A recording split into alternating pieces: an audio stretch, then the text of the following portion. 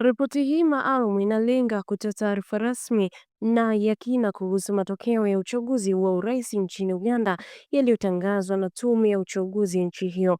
Uchaguzi huu uliofanyika katika mazingira ya ushindani mkubwa wa kisiasa, huku wananchi wa Uganda na jumuiya ya kimataifa wakifuatilia kwa karibu mchakato mzima wa uchaguzi.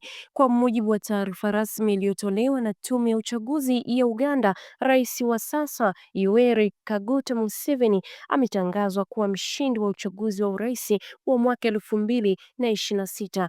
Tume imesema kuwa Museveni amepata idadi kubwa ya kura zilizompa ushindi wa kuendelea kuongoza nchi kwa muhula mwingine baada ya kukamilika kwa zoezi la kuhesabu na kuhakiki kura kutoka maeneo yote ya nchi.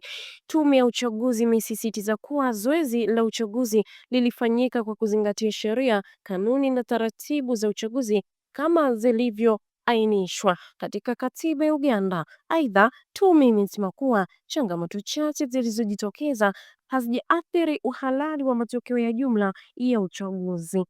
Je, mwitikio wa upinzani wa umma ukoje? Hata hivyo, vyama vya upinzani hususan mgombea mkuu wa upinzani vimepinga matokeo hayo wakidai kuwepo kwa kasoro mbalimbali ikiwemo madai ya ukiukwaji wa haki za wapiga kura, matumizi ya nguvu pamoja na upendeleo katika mchakato wa uchaguzi.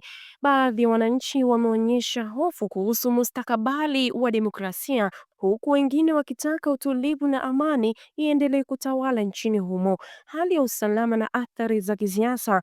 Baada ya kutangazwa kwa matokeo, hali ya usalama imeimarishwa katika baadhi ya maeneo ya nchi ili kuzuia vurugu. Wachambuzi wa siasa wanasema matokeo haya yanaendelea kuibua mjadala mpana kuhusu uongozi wa muda mrefu, mabadiliko ya kisiasa na nafasi ya vijana katika uongozi wa taifa la Uganda.